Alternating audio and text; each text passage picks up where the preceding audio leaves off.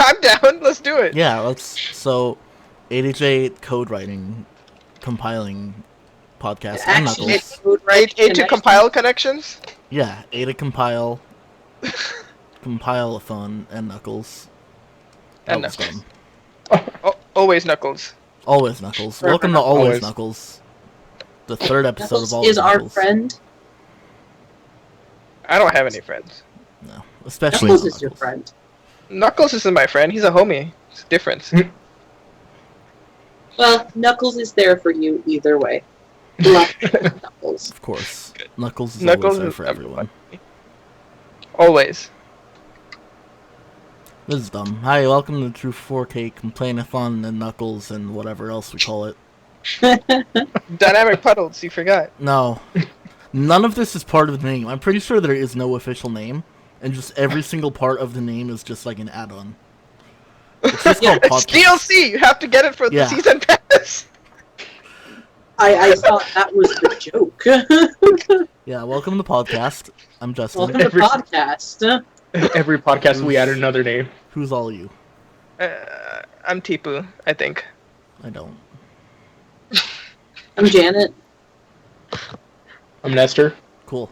Now we all know who we are.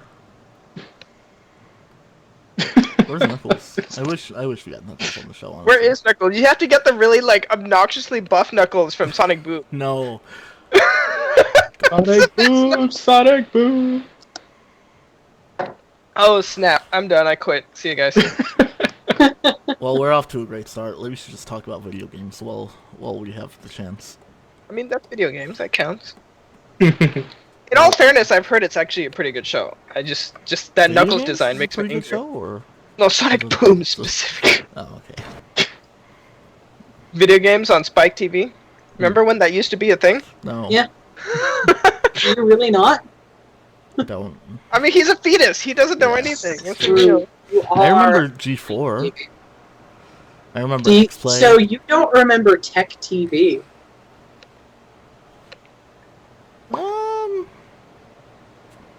I know, right, Jen? I mean, Oh that my sounds gosh. familiar, but Very young. Oh my I'm gosh. too young for this podcast. I'm Kids sorry. these days. Kids Bah! these days.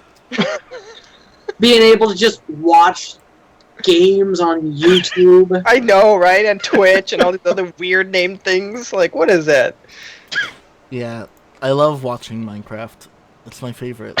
That's all you want? Yeah, It might be all he watches. it's Minecraft all day long. I'd love to watch you just watching Minecraft all day. Just you getting Just a angry. stream of him watching Minecraft streams. That would be fun, honestly. That could be a fun stream. You could just be bashing on Minecraft the whole entire day. Video games are the worst. Whose idea was them?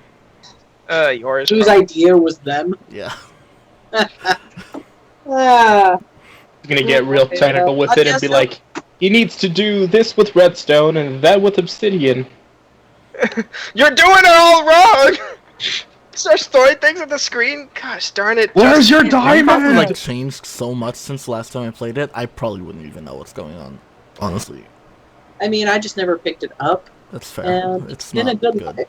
They have capes now so you can fly. Do they Or really? Elantra. Yeah.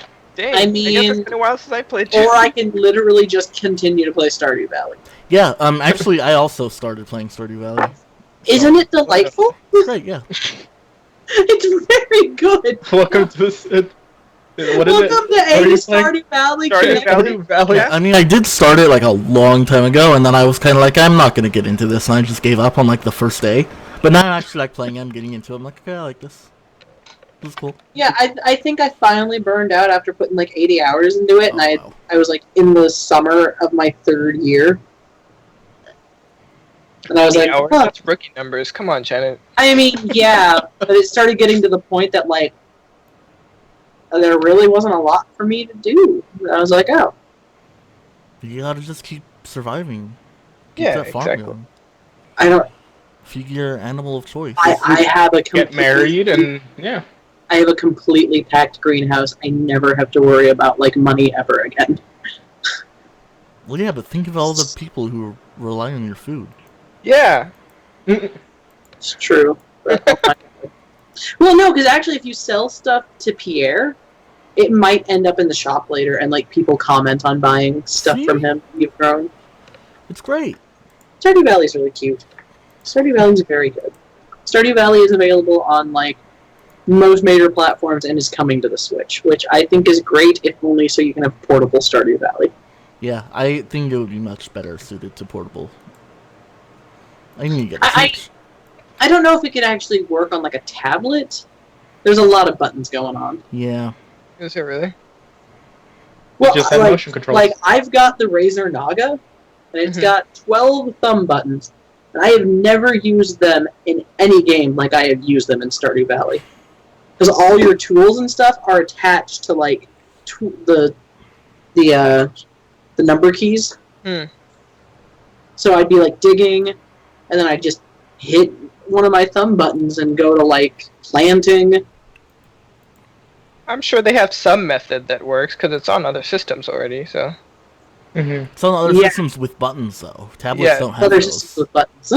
Well, I mean, there's only like one game on the Switch that actually doesn't require a controller to play. So I doubt Oh no, we were talking there's about only like one game on the Switch. like an iPad. Oh, you mean like literally a tablet? Like literally a tablet. Like on the Switch, yeah, you still have your controller. Like on an iPad, I think there's too much going on that you would need to touch constantly. Just voice commands, bro. Oh no. Yeah, just dig. Yeah, dig, exactly. dig. Can you imagine that, like on the bus? But then you get the powered up shovel, and then you have to like hold out your dig so that like it charges up. So you have to go dig. Yeah, dude, that would be amazing. I would literally play this every day if I could do that, like in public places. I mean, to be fair, we could actually probably get it to work like in Steam with a mod. Let's do it. All right. We could write a mod where it's like voice commanded digging. This is our new project, Janet. We're doing this. Yeah, we're quitting the podcast. Yep. Bye. Thanks for Catch our watching. mod in the store in like a couple months. Speaking of voice commands, I saw this article today about this guy who plays PUBG, but he's paralyzed and he only plays with his mouth. Huh. And he Did he does win? decent? Like that? I'm reading the article right now, actually. Nice. So you didn't actually read it. But well, Yeah. no, I mean, I read the headline and kind of skimmed it. Oh, But, no. He's the first guy. But yeah, it says a spinal injury can't stop him from getting chicken dinners. So I would assume that means he's winning, unless they just put that there for the sake of, Well, you know. when I was at words. Evo, one of the competitors I saw was paralyzed from like the neck down, and he was playing his pools matches like with a controller with his mouth. Damn. And I don't know how far he got. I was just impressed that he was able to do decently from what I saw. Hey, I bet he was doing better than me, so I'm not going to complain. Yeah. I don't know if he made it out of pools, but by God, he entered. Nice. That's the spirit. Oh man, like you know how I was talking about Punk? He made it all the way to grand finals playing on a controller. Ew. Nice. Really? Yeah. Nice. Like I saw that, and I'm like, Punk playing on a controller? Yeah, like... What? And that's why he didn't win. Actually, I don't. Damn, that's harsh. I think had he not gotten shaken, he would have been fine. It's just he had to carry the dreams of an entire nation's fighting game community on his back. No pressure, though. Poor kid. Yeah, so I guess I can talk about Evo for a bit. Yeah, you went to Evo. Yeah, I went to Evo. Evo was great. If you don't know what Evo is, the Evo Championship series is one of the largest fighting game tournaments in the world. It is open to everybody. We could enter. We might not get far, but by God, we can enter. I think the only rules are you have to bring your own controller. It has to not be a certain kind of controller, and like individual games might have certain characters you can't play. But nothing stops you outside of maybe not having the $10 for the game registry from entering and trying to take it all. I think this year they Why said didn't you they enter? Yeah, why didn't you? because I didn't want it to be up at the hours they needed you to be up for some of those pools. Oh I no. had people that had pools at 8 a.m. Oh, okay. The right answer would have been, I just didn't want to embarrass everybody else. Yeah. That's what you should have said. Enter the Anime Evo Tetris tournament. Perfect. But Evo's really great. Nobody has to do anything crazy. Even if you're only mildly interested in fighting games, there's plenty of free-to-play setups. There's a couple panels. You can just watch the live streams and cheer. It was so very good.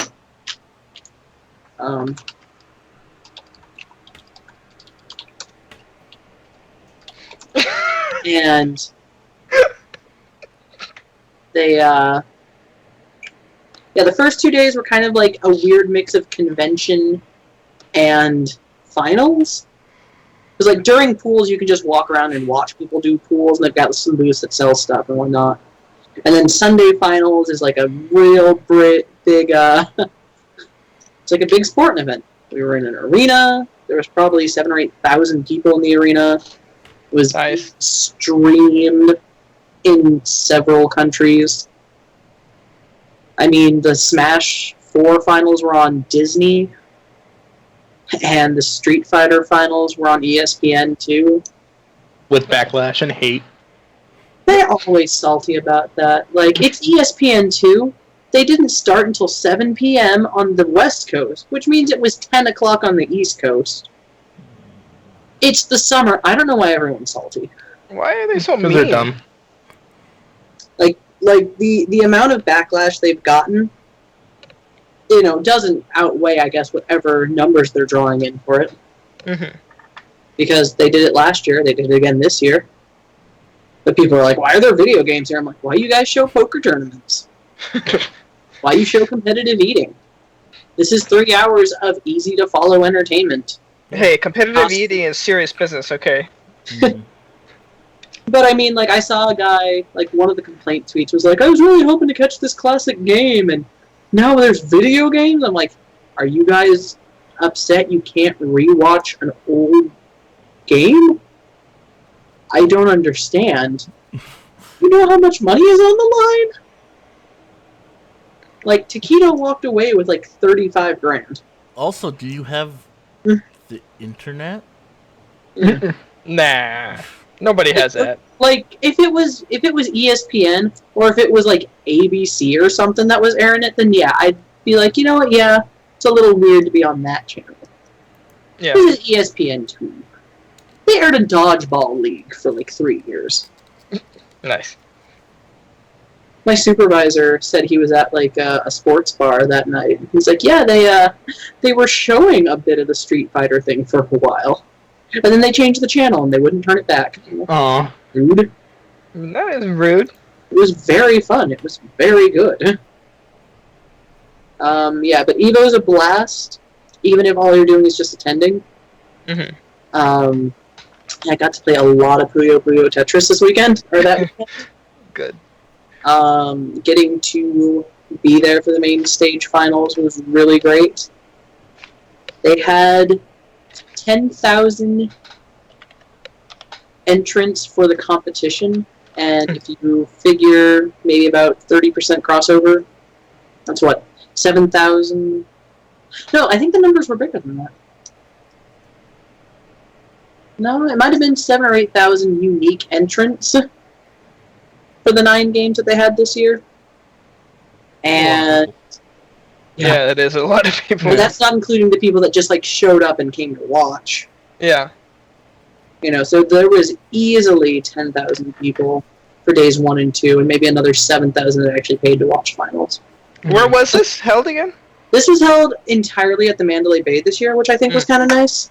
Nice. One of the other great things about Evo is, like many fighting game tournaments, there was all sorts of crazy things going on in like the hotel rooms.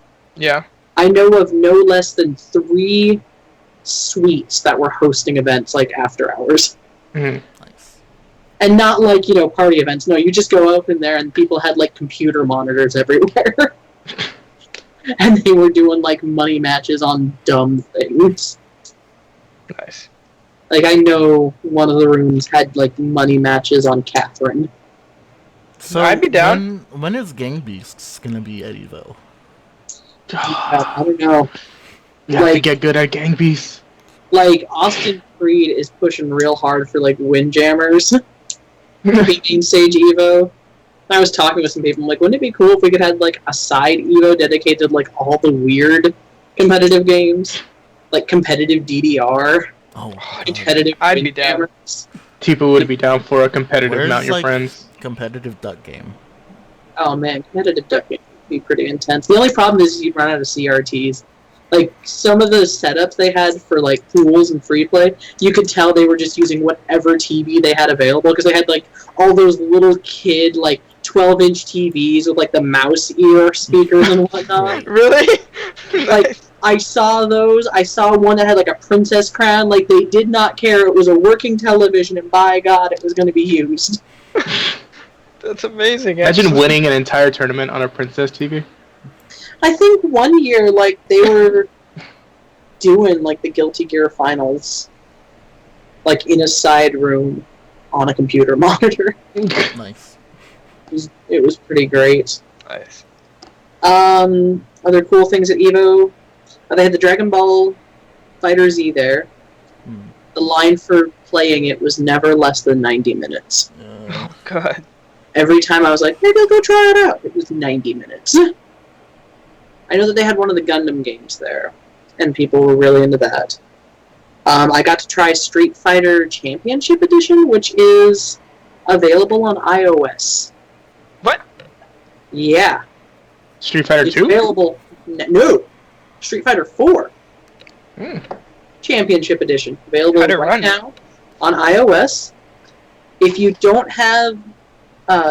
like, they were showing it off with the Game Vice, which I guess is a controller adapter for your phone. Oh. But you could also play it using entirely touchscreen buttons. Hmm. Yeah. Yeah. Get They told me no DLC was coming, just 2 updates. And those updates would be free. Interesting. But it's only on 25, phones right 25 characters. This So. this trash that just came out is the only fighting game you need on mobile. now. I mean, truly. This whatever. Agree. I don't know if Well, I mean, what you really need on Glare. mobile is just multiplayer windjammers. I also got to see the new Dissidia, which Yummy. is very unlike the old Dissidias. It is a 3v3 arena game. Oh shit. Someone was telling me that they think Square is trying to push really hard into the Gundam competitive game that's really big in Japan, and I Yeah. guess it plays similarly, but they have no plans to ever release those Gundam games in the West, or at least Square has the muscle to release Dissidia worldwide. Hmm. And announcing it at EVO means that they see a competitive, point to it, and it's very clear they would like it to be part of EVO, Right. which would be interesting because I think that would be the first team-based EVO game we've ever seen. Hmm. Like, I don't think there's ever been doubles matches and whatnot, at least not in a long time.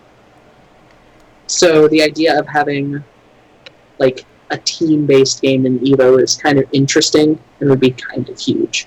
It's kind of badass. I want it. Mhm. We could enter. Alright, I'm down. Like I said, nothing is stopping us, except maybe money. Well. Yeah, that is something I've really liked about EVO and other fighting game tournaments like CEO and whatnot, versus the League and Dota. oh god, the And- prices to get into those are Well, I mean, the price is just even to watch, but then there's no way you and I are going to compete. right. There's no... Even the big sponsor teams sometimes we don't even have the money to enter. Yeah, I was talking to my fiance about it, and he's like, well, you could theoretically, as an amateur team, rise up in the ranks of LCS and theoretically make it on there, but it's not... You still have to as- pay for a slot though at Worlds, I think, right? That I don't know. I mean, by then you might actually have a sponsor, but that is still such a slim chance and such a high bar of entry compared to, like, most fighting game tournaments. Yeah, I remember there was this whole thing a few years back about one of the teams at Worlds, or maybe LCS, I don't remember how far they made it, actually, like, trying to sell their slot. And, oh, that didn't go over well. Yeah. But yeah, like, it's nice that Evo is so, like, accessible to everybody. Evo is accessible. Evo is open. I will be so happy when Smash Melee is no longer a main player. I don't know how to describe, like it's a running joke in the fighting game community that Smash players are like the scum of the earth. They are. They are obnoxious, annoying, really weird. Like, during the Windjammers tourney that Austin Creed was hosting, there was a guy from Canada who was a sponsored Smash 4 player. And every time he lost a match, he's like, "This isn't my game! Smash 4 is my game! You should come see me watch Smash!" And I'm like, I want this man to stop talking. And it was like, imagine, between the two Smashes, 5,000, well, maybe not 5,000, but easily 4,000 competitors like that. No thanks. So, I mean, it's already starting to happen that they're trying to slowly downplay Melee. Good. Because this year Melee wasn't on main stage finals. Melee had Saturday night finals, and I guess people were acting up at the Saturday night. Replaced by ARMS? Is that what I heard? Oh my god. Evo Japan, main stage finals is ARMS. Nice. Nice. It's kind of interesting that they actually will have an official Evo Japan. That is interesting. I don't know what that means for, like, the Evo here. It probably won't change it much because the Evo here is a very big, well-known event. It celebrated its 15th year this year. Mm-hmm. Nice. It had competitors from 45 different countries show up. Nice. Like, people... and then people also use it as an excuse to come out to Vegas for a couple days in the summer. So it's like a win-win for a lot of people. Yeah. But, like, Evo was held at the very back of the Mandalay Bay's Convention Center, and that was a hike. Like, just from the parking garage, it was miserable. I can't imagine if, like, people staying in the rooms, or people staying in a different hotel and having to walk through the casino to the convention center, and then all the way to the back of the convention center. And someone's like, "We don't want to put the nerds up front." I'm like, they paid a lot of money to be here. I would. But no. Evo is a great time, and if you can go next year, I highly recommend it, even if all you're doing is buying a ticket for Friday and Saturday to wander around. Wandering fun. It's so fun, and people are surprisingly friendly, considering the amount of salt in the air. I only saw, like, one dude get really upset over something dumb. Everyone else was really chill. Everyone was really friendly. I mean, for an event like that, it was better behaved than, like, most anime conventions I've been to recently. But that might also be because a lot of the people that go to Evo regularly are now in, like, their late 20s and early 30s. Nice. Because, I mean, little baby teenagers aren't coming to Evo. But man, Evo is so fun. Evo is so fun. We've got some stuff up on the website about it. And I'll have a piece up over the weekend about Street Fighter 4 Championship Edition and Dissidia NT. Nice. And that was Evo. Please watch some of the matches. They are on YouTube. They are very good. Especially the final, right? Yeah, the Sunday Or finals. The Street Fighter finals were good. The Blaze Blue finals were pretty good. I heard the Tekken finals were pretty good. Nice. I didn't, like, no one said anything about, like, Smash 4 or the Marvel finals. Nice. It's funny because Smash was never even supposed to be a competitive game to begin with. I mean, Smash Right. 4, they've actually taken a lot of care to try and make it competitive if you wanted it to be competitive. But yeah, Melee, you have to break what makes Melee Melee in order to make it competitive. You have to restrict levels, you have to restrict items, you have to restrict characters. There are certain controllers that are just not allowed to be used at EVO. But it's a running joke that, like, you know, first you have to find a controller that malfunctions the way you want, and that's the one you're going to get good at. God forbid you break your controller. Oh, no. I'm telling you, Melee is... I am glad for the imminent death of Melee as a mainstream fighting game. Good. It has been too long. Yeah. Death to Melee.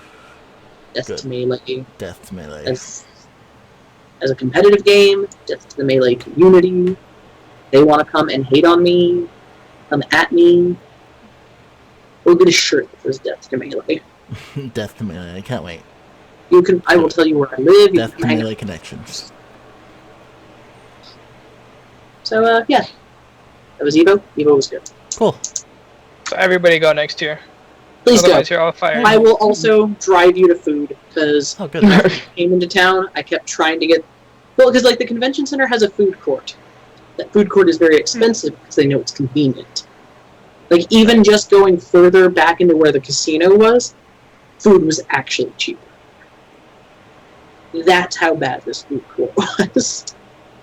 So I would just actively take my friends, like, when we had downtime, to Chinatown for food. I'm like, please, Nice. it's very expensive here. Chinatown is like 10 minutes away. Nice. Please come to Evo. Buy my plane ticket. Just drive there. Why would you? I was buy gonna a say, plane- I can't just drive. road trip with T-Boo. Who? Who? So Pyre Make came it his out. day trip. Well, you want to come to Vegas, and then we'll abandon Manuel. Oh, okay. I mean, that's an easy thing to do. Like, he'll be drunk in the hotel room, and then we'll be down at the floor. It'll be great. Everybody wins. God. And then we'll stay at a different hotel, but we'll never tell him. We'll just stay. We'll just stay with me, so he has to find. He has to fulfill for the hotel room. Oh, We'll dude, we'll find so another bad. sketchy hotel to stay at. I'm down. I live like 7 minutes from the Mandalay Bay. You can just I stay. thought you were with gonna say I live in a sketchy hotel. I live in a sketchy hotel. Hmm. Good times. Good. Good. So Pyre came out, and it's great. I can't believe none of you are playing Pyre yet. I am still knee deep in Final Fantasy XII and will be for this foreseeable future. That's fair. Yeah. It is not that I don't want to play Pyre, it is that there is so much to do in the Zodiac Age. You talk about Pyre first, and then I'm going to spend 3 hours talking about how good the Zodiac Age is. Cool. I'll get Pyre out of the way, because I haven't finished it. But I'm gonna just go ahead, gonna go out on a limb here and say I think it might be Supergiant's best game so far. It's longer. It has actual, like, story branches you can follow, so there's replayability. There's already, like, stuff that I've been like, oh, I could have done that, and now I'm gonna have to play the story all over again to find out what happens. But it's beautiful. Like, you'd expect, the soundtrack is great, and, like, 10 tracks longer than usual, so it's like, yeah, extra soundtrack. But, I think what I really like about it is that, like, what I feel like a lot of developers would have taken a world like this and kind of made it an RPG. And I can see, like, you get your little team of 3, and I could see, like, a, 3v3, like, turn-based Final Fantasy-style RPG. But they were like, no, let's not have combat in this game. And instead, everything is settled through, like, basically Blitzball, and it's amazing. Yes. I love it. It's like Blitzball, basketball type of, like, you just have, like, 2 teams of 3, and you gotta, like, get this ball and drop it in the enemy team's fire, or, well, Pyre. And that's the combat, and it's great. I love it. And, you can't ever lose. Like, if you lose a match, rather than being like, oh, game over, like, load game or whatever, it's like, you've now lost. That happened in the story. What happens next from there? Like, you gotta figure it out. So there is no, like, actual, like, fail state at all. So it's really interesting.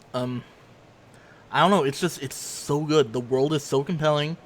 every like new location you come to is so detailed, and like the world is so like vibrant and full of crazy little things. Like, whoa, what's that? What's that? What's that? You can find all this lore. There's like a book full of lore that you can find pages of. It's great. I love it. Nice. It is hard to talk about some of the deeper parts because it goes into a lot of spoiler territory, but basically it's just really fun. It's like you got your Oregon Trail, you have your little wagon, you're moving around through the world, and then you get your basketball, blitzball stuff, and then you get all your story through visual novels, because of course, Nice. and it's great. Of course, visual novels. Yeah, Seems of course. legit. Yeah, I think so Visual far novels is great. it is my favorite Supergiant game that they've put out so far. And I love Bastion and Transistor, so it's great. Everyone should play it. Definitely.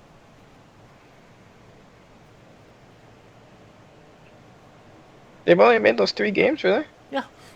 I mean, they are literally a team of like 9 people. Nice. They have one composer, and I will find you the GDC talk that I attended, where he was talking about doing everything in his New York apartment for Bastion. Oh, nice. He turned his closet into a recording studio. There's only 5 live instruments on the Bastion soundtrack. Wow. Nice. Yeah, I mean the soundtracks are like for all 3 of their games, they range from like really like cinematic, lush like instrumental pieces to like literal pop songs. It's like, oh, you could hear this on the radio and you wouldn't be like, what? Like it wouldn't be out of place at all. Nice. It's great. Darren Korb is such an amazing composer. He's so great. He's so friendly. Mm. Like, Darren Korb is very good. Yeah, I'm very much looking forward to Pyre. I'm glad it is good. Other reviews I've seen, like from friends and stuff, are like it's very, very good, and I'm like, that's great. I'm It's just glad. so I'm glad. unique. Like, I'm glad they keep putting out quality games. yeah. And I know, like, they could have gotten away with releasing another action RPG, and everyone would have loved it. And they were like, no, we're gonna, like, actually try something completely different. And, like, the fact that they released this game with no combat in it just, like, seems, like, so strange and, like, alien. It's like, oh, what? 2017, no combat in a game? It's great. I love it. I mean, Yeah, so- Dreamfall Chapters has no combat. Just I've saying. never heard of that. It doesn't exist. Just saying. But yeah, it's really good. Definitely pick up Pyre, everybody. Even if you haven't played their other games, like, it's not like it's connected or anything, just go do it. But yeah, they have only actually made those 3 games. It's pretty much like a 3-year development cycle between games. I looked like every game, like every 3 years they seem to have released a game. That's a reasonable amount of time. Yeah, definitely Especially- pick up Pyre. It's like, how much is it? It's not too much. It's $20. It's $20, 20? which I think is a fair price. Extra 10, get the soundtrack. Great soundtrack. You can buy it on vinyl already. They got vinyls in the. Oh, nice. Nice. Buy it for me, Justin. I'm not gonna do that. Justin could barely buy it for him. Yeah. Good. Good. Yeah, it's definitely like I'm sure like this is probably gonna be among my top games of the year. I think it's just so good. There's also multiplayer in it, but Yeah, I was wondering how the multiplayer worked. so it's local only, so I will never know. Oh, good. Yeah, Local only on computer? Now that's awkward. It's not LAN the first party. time. Like a lot of developers do this. Like in just the past couple of years, there's so many games that come out that are just local multiplayer only. I'm like, why? I mean, I both like that and hate that. As someone who enjoys local multiplayer over online multiplayer, but at the end of the day, I prefer co-op versus anyway. So Yeah. But yeah, what they said was that they just didn't have enough time to like. They were worried that trying to implement online might have broken the game, and they already had their release date set, and they didn't want to risk it. yeah, They can always patch it in later if they Yeah. decide to work on it. Yeah. I mean, I would rather a game release and be solid than Yeah. release either rushed or broken because they wanted to get netcode to work. You mean like Right. 99% of games that come out these days? Oh god. Yeah. Well, that was part of the reason N++ when it released, like, it has multiplayer, but it's all local because I didn't know it had multiplayer. it has levels you can only do with multiplayer. Didn't M Plus have online multiplayer though? Yes, and it was very bad. Mm. It was really laggy, and in a Twitch platformer like that, lag will destroy you. Yeah, see, I never even knew it had multiplayer because I just played the single player. Yeah, the multiplayer launch when N++ launched, I think it had like 500 single player levels, and then like another 500 multiplayer levels that were different levels. Some of them were co-op, some of them were versus races, which were kind of neat. Yeah. But I remember them talking about it, and they're like, we would rather release our game knowing it ran correctly than try and deal with netcode and account for lag in a game where we have sub-pixel smoothing for timing. Yeah, that's probably not worth it, honestly. People were like, how dare this game not have online multiplayer? I'm like, I would rather it be a finished good game than released with broken multiplayer. Right. And they have no plans to implement online, at least in terms of multiplayer, because in a game like that, there's no good way for them to deal with it. Yeah, I don't see how it would work, to be honest. It wouldn't be worth it. It wouldn't be worth the effort because you probably would never pull it off, so it would just be a waste of time. Yeah, they're like, we would sooner release more free content in the term of levels than figure out multiplayer that may never work right. Yeah, where's my free content in the form of levels? And Entitled- Plus had like, I think if you update it or you get it now, it has like 2,000 Oh levels. god. And that's not including whatever people have created and put online. Yeah. Take some of those out. Too many. Nah, you Too can never many. have too many levels. Too much I more. mean, if you want a game that you can play for a little bit but always know there's new content, and Plus is pretty great about that. Mm-hmm. Because like you just might never get through the content. Yeah. It'll always be new to you. Speaking of free content, Dead by Daylight released another chapter, and it's actually free this time. No. Yeah, Really? it's a free killer character and map like their add-ons always are. But usually, well, not usually. Like I don't know, they've had this weird thing where like originally they said they would all be free, and then they started releasing paid ones, and now this one's free again. They're like, oh, you know, we always wanted to make sure we would like give you guys enough free content, and it's like, well, make up your mind. Oh, actually, speaking of free, Doom recently, because got a new patch that made all of the multiplayer DLC free, on top of some other stuff that they added too. Patch 6.66. Yeah, there's 666 patch. So they redid the whole entire way that progression system. They did the whole entire progression system so that now there's actual objectives you can do per item, so that it's not random. So you can work towards whatever you actually want. And you don't have to reset all your stuff if you don't want. So if you're a veteran player, you can keep all your stuff. Like they made it really. I mean, in all fairness, the multiplayer is trash anyways. But at least they made it so that like everybody's happy for who plays it and wants to play it. I thought that was cool. Yeah, and Doomfist is out. Oh yeah, Doomfist is out. It's pretty cool. Have you tried it yet? I only tried him on PQR. I haven't actually played live yet. Oh snap! My Overwatch is messing up. It keeps like having some kind of error. I might actually have to reinstall it. Rip. Maybe you should get a better computer. No.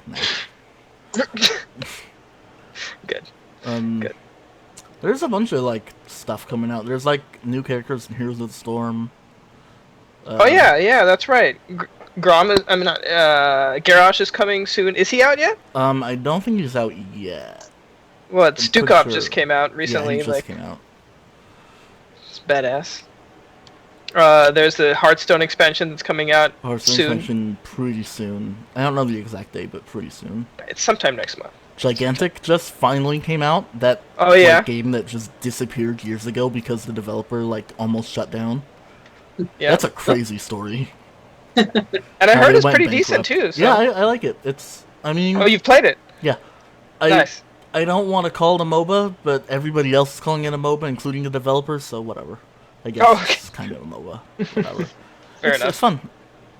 It's free, so hey, why not? Nice. Yeah, it's better than Paragon, so we have that.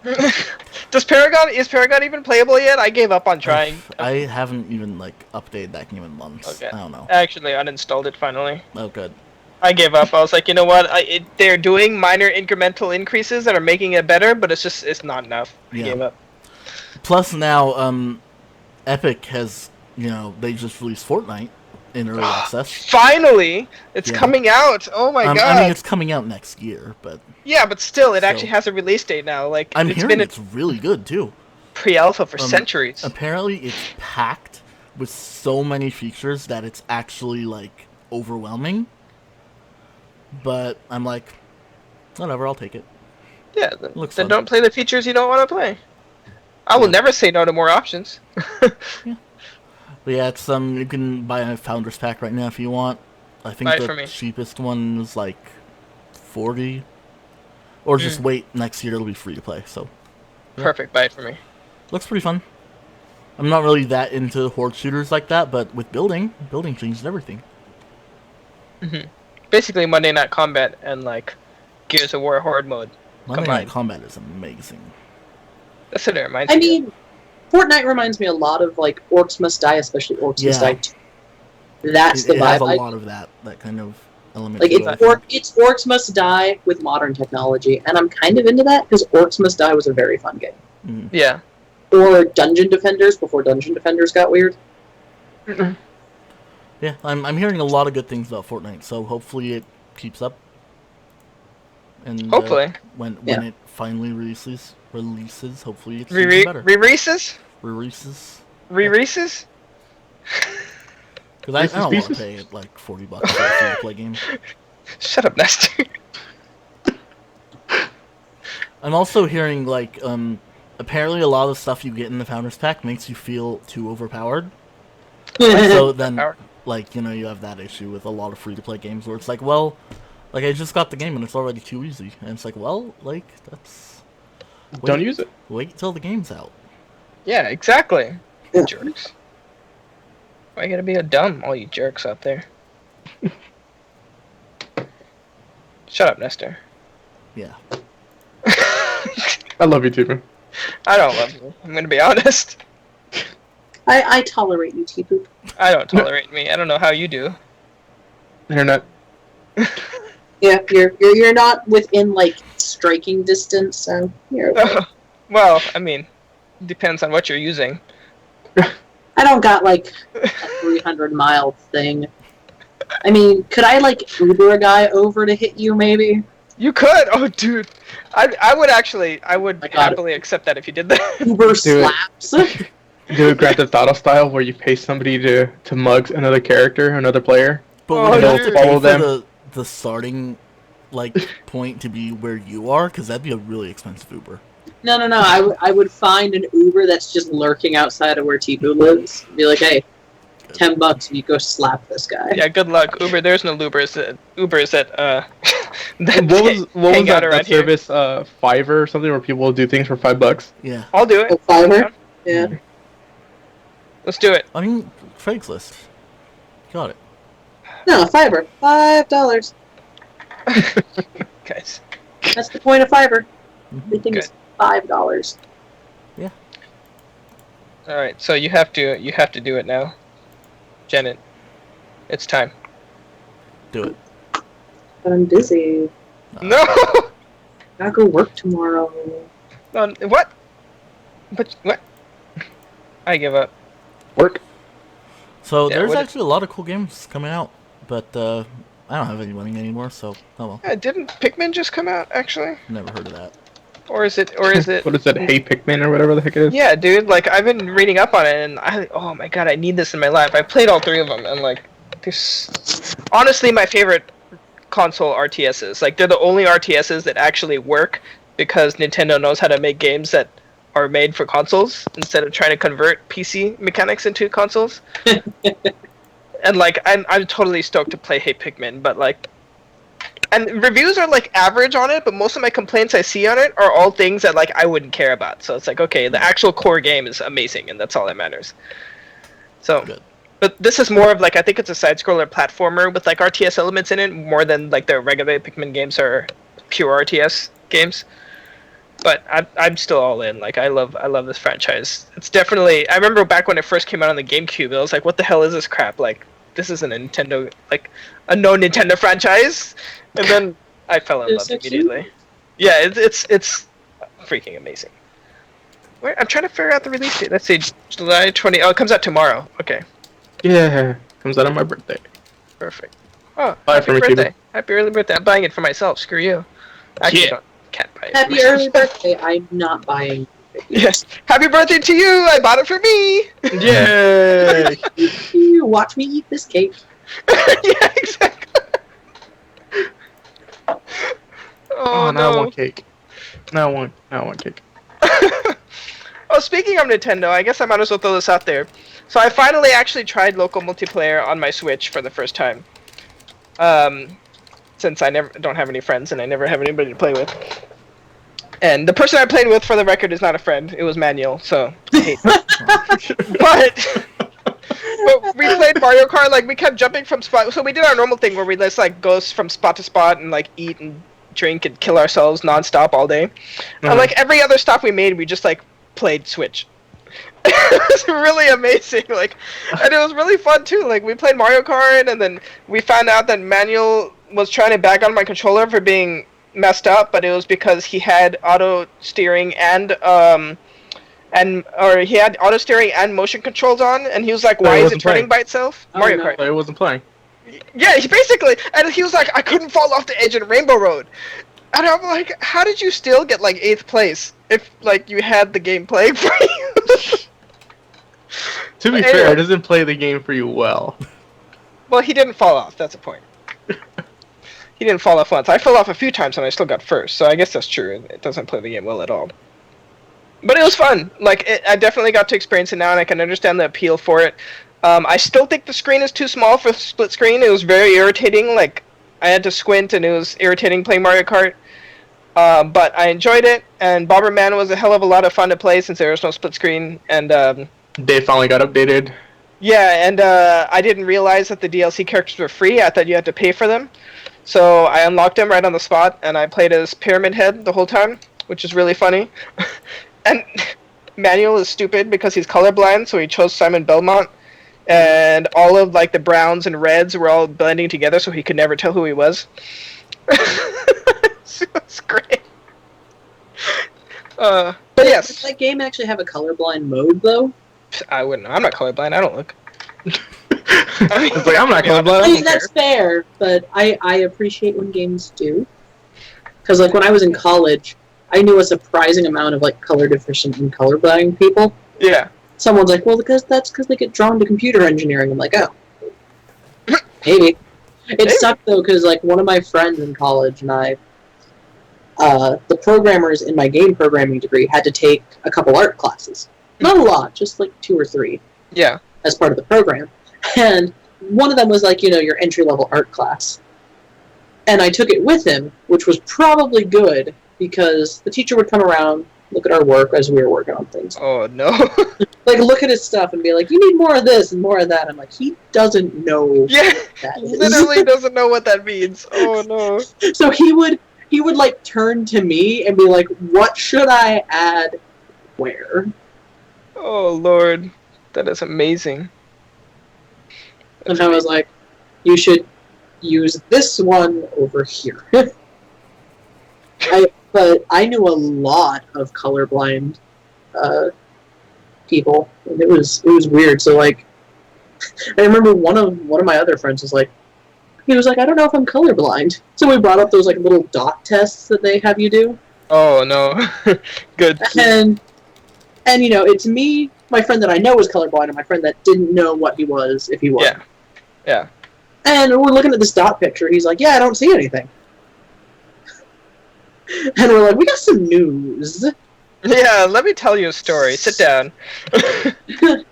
You might want to sit down for this. I mean, oh, you're already sitting. Stand up and sit back down. Yeah, exactly. Seriously. It was it was just weird because like we were like, did you never get tested for this? Like, Yeah, like the eye doctors test that. That's part of their normal test. Like, that's kind of odd, actually. I mean, I chalk it up to rural Ohio being the worst. Oh, okay, fair enough. Like, it might just be rural Ohio just sucks. Yeah, maybe. Maybe. But yeah, so when games have, like, colorblind modes, or, like, one of the things, when Summer Games Done Quick happened about a month ago, the first game they played was Nier Automata. Nice. And the guy playing did it one-handed. Damn. And he was like, part of the reason I can do this is because they let you remap every button on this game. Nice. You know, and stuff like that I think is actually really neat in terms of accessibility. Like when the original Bayonetta came out, everyone joked about the one-hand mode being, you know, jack-off mode. But it won an award from Able Gamers. Nice. For being, like, you know, a solid, accessible game. Yeah, I mean, that's good. I mean, and, you know, on one hand, I kind of understand where some developers are coming from. Sometimes it's kind of hard to do that with the way gameplay is set up. Like, it's not always... It's also really hard if you don't have someone on your team that can be like, oh... Yeah, that's true. If you can't relate, then you don't know what to do. That's true, too. But colorblind is something you can do. Like, even, like, for example, my game I'm making is based around colors. I'm going to have a colorblind mode on it, still. Because, I mean, if you think about it early in the development process, this is something usually you can work into your game. You know, like, there's ways to do it. Yeah, like, and I feel more games should be putting that, like, earlier in their development cycle, like, yeah, find a way to account for color blindness, find alternate ways to play. Yeah. You know, I keep going back to Evo and that one guy that was competing using his mouse. And then I remember there were also people at Evo playing fighting games on, like, Guitar Hero controllers, so... That's badass. I like it. Have you never seen it? I've seen videos, but not, like, official competition. I've just seen people playing. Well, I mean, it's more like people entering, like, the side tourneys, because you're not going to enter a main tourney trying to do that. I mean, if you can, you deserve to win, let's be real. Oh, yeah, you deserve extra money. Oh, man. But yeah, if you get good at, like, Guitar Hero, as a fighting game controller. Yeah. There was something I played with the Guitar Hero controller. I can't remember what it was. Was it Guitar Hero? No, it was. I think it was a platformer on the 360 that I tried playing with the controller. It was really obnoxious. I mean, depending on the controls, you can do it, and I think that's what makes fighting games kind of okay to do it, because like, you really don't need much. Yeah. But I think someone also played with, like, a DDR pad. Oh, that's badass. Well, because they sell the ones that have, like, the 4 arrows. Yeah, yeah. And then, like, the actual buttons on it. Yeah. And that...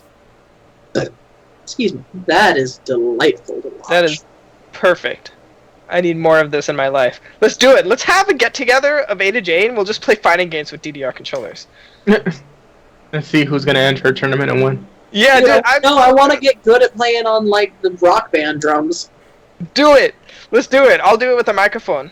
I don't think you could do it with the microphone. Yeah, I don't think so either. That would be pretty great. Pull out the keyboard from the Beatles version. Oh, yes. Why are we not doing this? GoFundMe, let's do it. So we can get the pads and do it. And the instruments. What else? I can talk about the Zodiac Age, but that's dangerous territory. We could. Okay, so Final Fantasy released a remaster of 12. Well, Square Enix released the remaster of 12, which is Final Fantasy 12: The Zodiac Age. And it is absolutely everything I could have wanted from a Final Fantasy 12 remake. Good. Like, 12 I already thought was a very good game. Yeah. And I know I'm in the minority opinion on that. But 12 is a very good game. I think it came out at a weird time because it was near the end of the PS2 life cycle. It was a very politic-heavy story after a story that was, you know, about, like, the sacrifices of love. Right. It played weirdly. like however drastic you think like 10 was from previous Final Fantasy games, 12 is a step further, and it almost emulated the MMOs at the time because 11 had just launched. Right. But I always thought 12 was good, and this streamlined and fixed what I didn't like, and it's so good, but there's so much to do. That game is so vast because you have to do a lot of long-term traveling on foot, and side quests are available to you almost immediately. Right. Yep. So I'm maybe a third or so the way through the story. Because I'm just like, I could just go grind some more. I can just go do these side quests. I need money. You don't get money in 12. You get loot that you have to go sell, and it's very obnoxious. Things are very expensive. Yeah. And please play the Zodiac Age. It's very good. You can play it on 2x speed, and it makes everything very, very good. Oh, dude, that is amazing. I keep forgetting that that's in there. Well, because the 4x speed is too much. Oh, it has 4x too? It has 4x2, and that is too much. Because I'll be walking, and then all of a sudden I'm in a wall, and it's hard to Oh no. Where at 2x speed, if you're still running, it's controllable.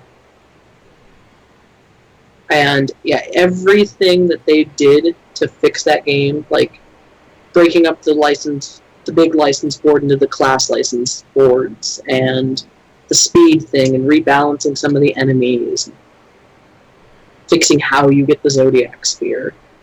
Yeah. Like, all of that is very good. This is hands down one of the best remakes Square has launched. And it's interesting because I was replaying it, and I was like, wow, there's a lot of story beats that Final Fantasy 15 took from 12. Like, the opening of 12 is a small kingdom is going to sign a treaty with an evil empire, and the king gets murdered. Nice. So basically the movie. That's pretty funny, actually. There's a female lead who goes missing, and everyone's told she committed suicide. And she comes back alive. So basically the whole game. Yeah, like I was playing through it, and I'm like, 15 just took like half the story from 12. Yeah, seriously. That's all this is. It's pretty funny. I mean, they were running out of time. Now, like, yeah, there was that. I mean, not exactly, but you're looking at some of these surface beats, you're like, really? Really?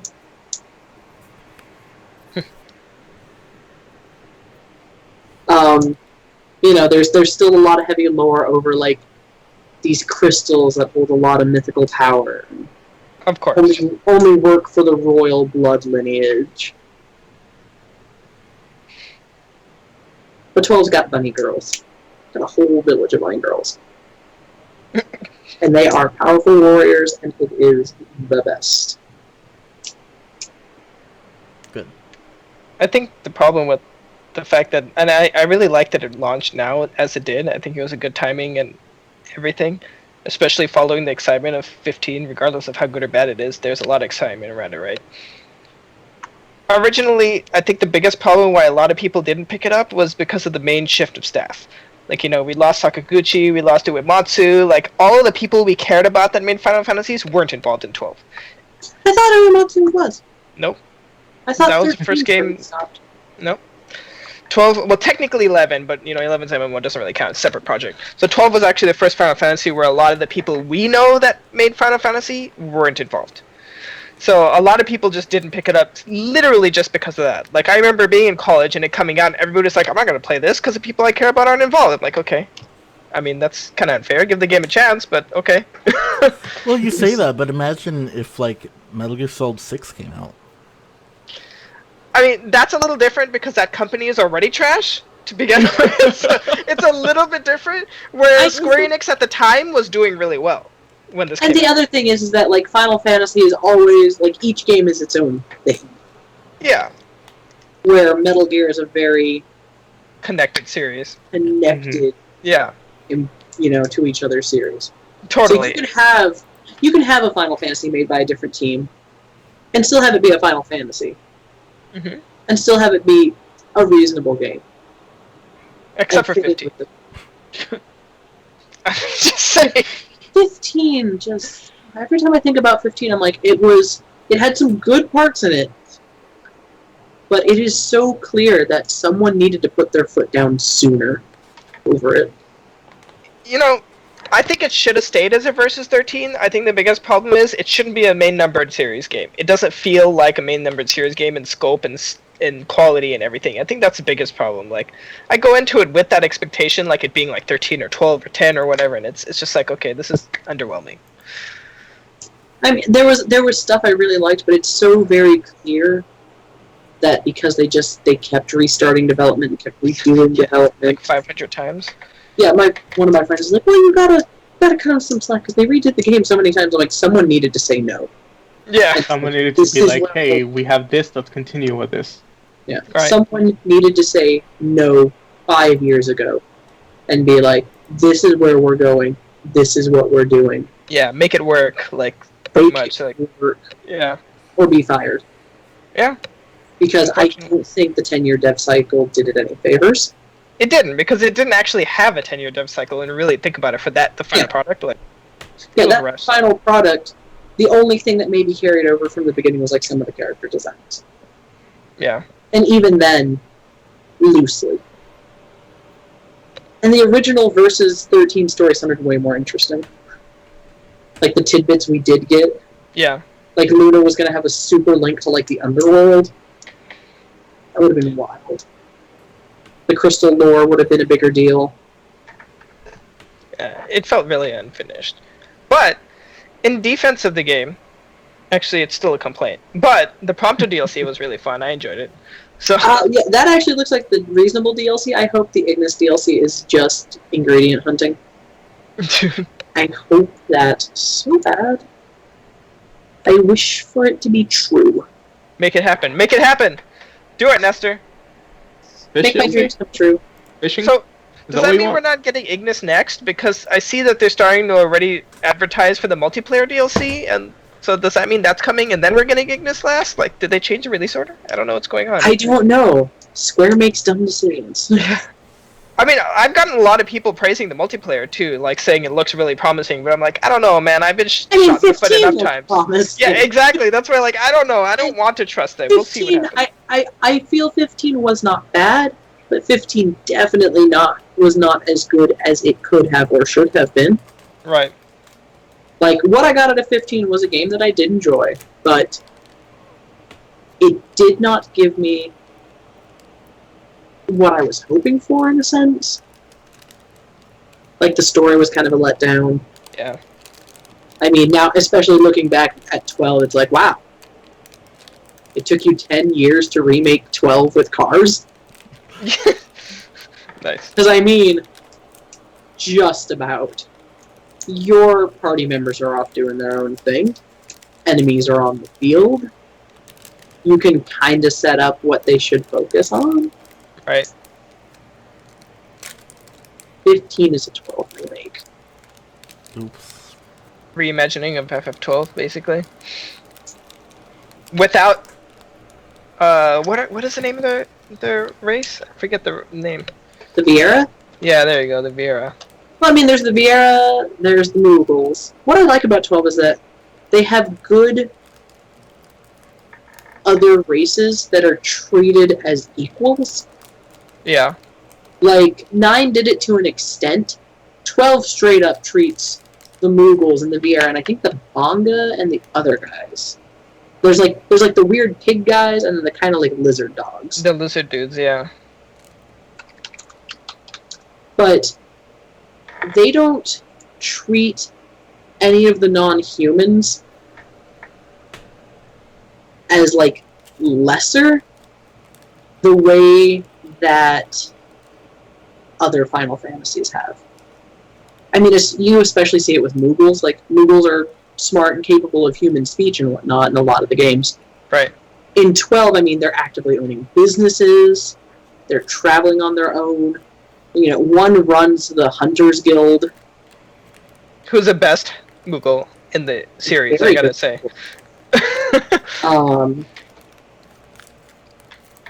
Yeah, a lot of the races in Ivalice are treated as equals to humans, and I actually really appreciate that. Cool. Yep. What else have we got to talk about? I guess we can talk about Dream Daddy. Oh, no. Oh, Go that gun it happened. for worst fandom speedrun.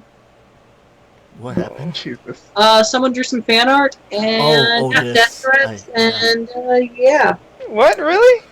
Yeah. it has already been a wild ride. Yeah, it's been like Jeez. 5 or 6 days. Oh, my And god. I laugh. I mean, I'm still kind of laughing at people that were like, I can't believe.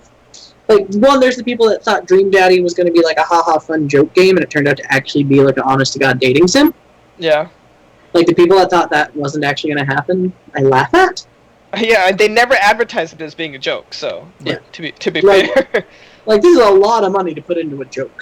Yeah, seriously. If you thought it was a joke, they're putting a lot of time and money into that. Yeah. The other thing is the people who are stunned that, like, it got weird and dark. Mm-hmm. Like, all I can think is, have you never played a dating sim or a visual novel before? Yeah, Actually, right. Didn't it turn out that the Weird and Dark wasn't actually even in the game? I think it was, like, rumored content or something. I don't know. Hmm. I haven't played it. I have no comments on it one way or the other. But just, like, people are like, there's weird, problematic content in it. I'm like, you are aware, at a bare minimum, Hatoful Boyfriend ends up being, like, a weird post-apocalyptic, like, world. And there's murder and conspiracy, right? I mean, for I a think lot the of game- what I saw, it wasn't just because of all that. It was more like this is one of the first, like, positive games with, like, gay representation. And then they're like, oh, and then they had to do that. Whereas people Yeah. weren't exactly looking for, like, a game with bird representation. Yeah. I think the game starts off with what your partner dying, doesn't it, or something along the lines of that. It's like your significant other is dead, so you go on a move or do something. I haven't played it yet, so You move on with your life. I think it's unfair to say that you can't have, you know, content that is both good in terms of representation yet still has, you know, problem issues. Like, to assume it has to be pure all the time is almost a disservice. Hmm. But at the same time, I am not a gay man. My opinion, Are you sure? pretty sure. Okay. Just making sure. But, you know, like, I understand it might be disappointing to have some of that content in it, but at the same time, the idea that you can't have good representation and problematic content is always a little weird. Yeah, So- I mean, yeah. I mean, nobody wants to actively make problematic content. Like, very few people actively want to be that guy. Some people do, but most people actively don't want to be a terrible person. Yeah. You know, but at the same time, it happens. Right. And also, I still think it is baby mode compared to, like, boy love visual novels I have played. Probably. I mean, maybe that's just because, like, boy love visual novels get weird. ooh, But there's apparently a cult ending to the game that nobody's unlocked yet. Man, you're like a month late. Yeah, no, I A have month not looked late. at all into this. Damn Why it, Nestor. aren't we playing this? Damn it, Nestor. Because if I'm going to play a visual novel or a dating sim, I'm going to play, like, the Curry Boys one. Oh my god. There is one that my friend linked. I don't know if it's in development or it's out already, but you are literally dating boys based on like curry. Great. Seems legit. So, Yeah, it's you like know, Pyre. America- It's not a dating sim, but it's a visual novel, so, you know. Pyre. I mean, Americans need to catch up on like weird dating sims. Like they're like, oh, Dream Daddy is so wild and crazy. I'm like, you are aware that like Japan has entire games based off like anthropomorphized boats and swords, right? I forgot about that. They're big money makers too. Good. Hmm.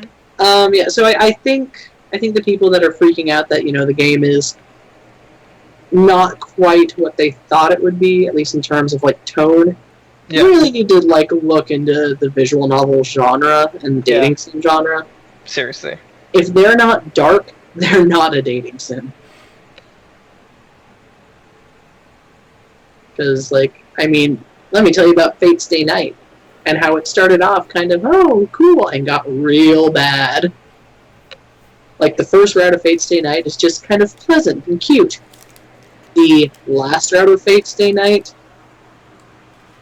is just now being turned into an anime, and they have to turn it into movies because they cannot air it on television. Nice. And it's going to be dark and uncomfortable. I'm going to not be pleased, but I'm going to watch it anyway. Good. Right. Speaking of watching things, does anybody want to talk about anything they've seen recently? Castlevania. I watched Castlevania. that too. Yeah, I really liked it, honestly. I thought it was a really good interpretation of Castlevania 3. My only complaint is that it was really freaking short. Yeah, I finished it, and I'm like, Yeah. felt like a weird prequel. Yeah, exactly. It felt like, and that's the weird thing. It felt like they were testing the waters to see if they should continue, but like the day it released, they were already saying they were going to continue. Like, so what was the point? I mean, they might have done like some press showings, and maybe that's why people were like, "Oh, this is good." But yeah, like I don't know. I thought the animation for what Netflix could have afforded was pretty not great. Nice. Like, knowing how much money Netflix has and could spend, it feels like they've really cheaped out on this one. I guess I, mean, don't BoJack watch enough Horseman anime. is a smoother show. I think that's my problem is I don't watch enough animated series. Because for me, I thought it looked great, but like I don't really watch animated shows, so it's not like I have very little to compare it to past like 2006. That's fair. Did you think it was weird? Like, this is getting into like mild spoiler territory. Did you think it was weird that they had like so much like blood and guts and gore that they did show, but then like when the demon was eating the dude, they cut away? Yeah, there was. I did actually find that odd that there were some weird choices where they decided not to show gore, but like. I get thematically it might be a little bit more dramatic, but stylistically it just seemed very off. Yeah, it didn't really fit, especially with how violent everything else was that we saw. Like, I mean, like they had a dude's headless body come back to life, yeah. and they let Why that not? everywhere and like show, you know, like the neck wound and stuff. But no, that dude getting eaten, cut away, and I'm like, what? I understand thematically, Right. it adds drama. Compared to the rest of the stuff they were showing, it just seemed weird. Yeah. But yeah, I think it was pretty decent. I don't think it was as much Games of Thronesy as like one of the dudes said it was gonna be, Oh, really? which I guess is for the best. Yeah. I think the biggest thing is coming as a video game adaptation. It's really well done. Like as a video game adaptation specifically, which are, you know, notorious for being trash. I was really happy with how this turned out so far, and like my only complaint is that I wish it was a little longer so that they could have had a little bit more on Dracula's backstory, which would have been fun because I always love his whole entire story is always fun for me. But like, I get it. It's a story about Trevor, so I mean that's not the focus. All I could think of during that first episode is like, Dracula is just a sad, upset boy. just very angry. Yeah. Pretty much. You guys wronged him. He's just very upset. He's grieving. Pretty much. I am interested to see where it goes. I guess San Diego Comic-Con had a showing of the Death Note movie. Oh, really? Really? Nice. I know Anime News Network was there, and they did a write-up about it. Mm-hmm. Anyone discuss the quality of that? They said it was good for an anime adaptation, No, so it's but bad. the bar is pretty low. Yeah, So exactly. That's odds not good. are passable, but not amazing. It's really bad. I mean, they definitely focus solely. They said it definitely focused solely on the L arc. I mean, because Nier and Mello are going to get shafted every time. Of course. It's not Nier and Mello's fault. I will defend Nier and Mello to like my dying days. Good. They got wronged in the anime. Every time I think about it, I get. It's easy to forget that Mello was a character in the anime at all. Yeah. I mean, well, when you spend. It was a 52 episode anime. When you spend up through episode 37 on the first half of the story, you're left with what? 14, 15 episodes to get through the second half? Is that really what they did? Damn. That is really what they did. They added filler to the first half of the story to have an excuse to extend out that arc. Because they know everyone loves L. They knew where the money was. Interesting. So they artificially extended it as long as they could. And so the second arc, which is a very good arc, I genuinely think it's stronger story-wise. Like, I like L a lot as a character. Yeah. Like, my friend bought me one of the prequel novels, and I, without a doubt, L is a great character. The story in the second half of Death Note is very strong. Yeah. Because, like, that's when Kira starts unraveling. Starts kind of going a little crazy. It's very good. I always But- looked at the L arc as being more of a setup than anything else, honestly. The L arc is a very well done cat and mouse game, but at the end of the day, it's a cat and mouse game. Yeah. The Nier and Mello arc is where Kira's inflated ego starts getting the better of him, and he starts messing up, and he starts unraveling. But yeah, the anime spent 37 of the 52 episodes on the L arc, That's obnoxious. and rushed through the Nier and Mello arc to the point that, like, it was rude. And people are like, Nier and Mello suck. I'm like, no. The anime just did them a terrible disservice. Reason number 367 why I don't like anime adaptations of manga like 99 out of 100 times. Some of them are really good, though. Some are. No, I agree, but that's why I said 99 out of 100 times. But anyway, I guess so the Death Note movie is solely focused on the L arc. Has a different ending, which they said was probably for the best. If Well, it's I just imagine it ends with the L arc, right? Like they don't plan on making a sequel. I don't think there's going to be a second movie. Mm. So I think this is the one. Interesting. The Mia character is nothing like the Misa we know. So that actually might be kind of interesting. Yeah. I mean, it's supposed to be out, like, early August. Yeah, it's like August 3rd or something, I think. Or 5th. It's pretty soon. So, That's next week. well. So next week, right? What is this? Yeah. August 25th. Oh, Oh, so end of August, but still. yeah. In the next month, we'll be able to watch this and see if it's okay. Yeah. Someone's gonna have to write about it. I mean, I will, very begrudgingly. But I also, like, recently read that L prequel novel. Good. So, like, Yeah, all my Death Note knowledge is pretty fresh in my mind. Good. I haven't read this since it came out. I read all of them as they came out and then finished it. Never touched They it were again. so I think- good. I think I read 2 books and then watched maybe 3 episodes, and that was it. The manga is so good. Yeah, I love Every the manga. Like, Every time people praise the anime, like, I cringe. The manga is hands down one of my favorite manga. The anime is one of my least favorite anime. Nice. And I've seen and read a lot of both. Yeah, so San Diego Comic-Con happened. D23 happened. We got some Kingdom Hearts news. Oh yeah. It's true. Yeah. It's actually coming out. It's Supposedly. theoretically coming out. Yeah. Theoretically, officially It's coming out theoretically finally. maybe got a release window. Hmm. I'm so afraid Kingdom Hearts is going to have the same problem that Final Fantasy 15 did. Oh, I To be actually fair- have no doubt, to be honest. I mean, they've been working on 3 for almost as long, Mm-hmm. and they've released several games in the meantime that have ranged from pretty good to really awful. Yeah. I mean, Birth by Sleep is actually probably one of the best Kingdom Hearts games. That's what I hear, actually. Yeah, it's probably the best out of all of the spin-offs, especially, at least. Honestly, it ranks up there with Kingdom Hearts 2 with how good of a game it is. Mm. And since it's available on the PS4 now, I feel you should play it.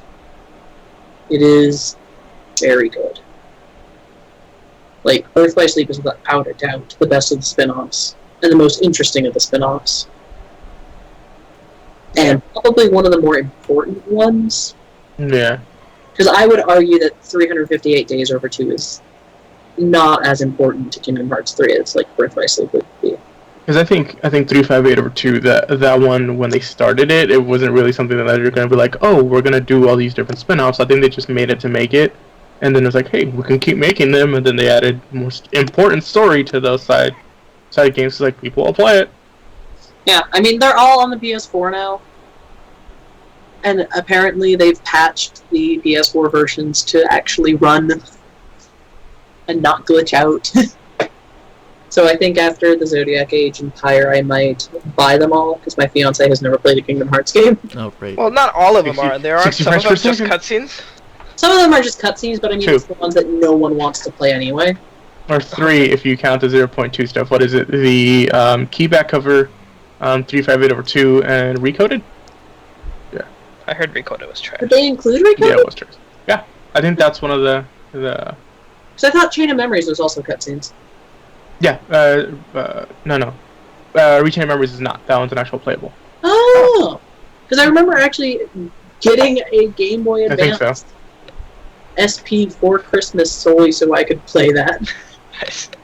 My brother and I got matching Game Boy SPs, and we each bought a copy of Chain of Memories and the guidebook. Nice. It was a very strange time in my household. Sounds like good times to me. I think I bought a PSP specifically to play Birth by Sleep. I think I ended up with a PSP to play Birth by Sleep. Nice. I still You know what? have that PSP somewhere. But I think like my brother had gotten a hold of one from like one of his friends for like 20 bucks and gave it to me. Not bad. Yeah, so San Diego Comic-Con happened. I guess Square showed off some stuff. Hey, Nice. I think I lent my friend mine. I know where my Vita is. My Vita's out in the living room. They showed off some new Monster Hunter stuff, I guess. Oh, yay. Monster Hunter World. I care. I'm excited. Oh, do you? Okay, fine. Good. Slightly used to more care about excited, Monster yay. Hunter. Monster No, I Hunter never is cared about a Monster. good franchise. It looks like we're going to be able to like kind of climb around our environments more, which I guess is cool. Nice. But Capcom said they were going to be showing off like weapon-specific videos over the next couple of weeks, so we'll actually know what weapons are in the game, how they will play compared to like playing on the 3DS. And I know I'm going to buy this game on PS4 and PC to just encourage Capcom to stop releasing them on Nintendo handhelds. I like I them think handhelds. this That's the is only gonna reason be- I played the series, honestly. I think it's going to be a great test for them to say it's like, hey, is our user base also here as well? And I think that'll work. I think it'll just be really exciting and refreshing to have like network stability for multiplayer. Online lobbies for like 4U were just a nightmare. I didn't even know there was online. See, I only have 3, so. Oh, It's obnoxious Four. load time. 4 is much better than 3. And 4 has online, and it was a pain to like get everything set up so me and my friends could hunt. It was really great when we would all meet up for like our Texas vacation. We'd all just be sitting around playing. But I am excited to play it on a controller over like a 3DS. I mean, had Sony been able to keep the lock on Monster Hunter, I don't think the Vita would have died the way it did. Because, I mean, the PSP was a Monster Hunter machine for a long time. I think it still would have died, because the problem is Sony themselves still aren't supporting the system. It's still True. a third party. But I think it would have survived better than it did. Probably. I mean, I liked Monster Hunter on like the DS and the 3DS, but it just got uncomfortable to play. Wait, did you never play it on the Wii U? No. Oh. I don't own a Wii U. Good. It's trash. Oh, I thought it was already on the Wii I U. put like 300 hours into 4U on a 3DS. That is very uncomfortable. Nice. That system is not built for Monster Hunter.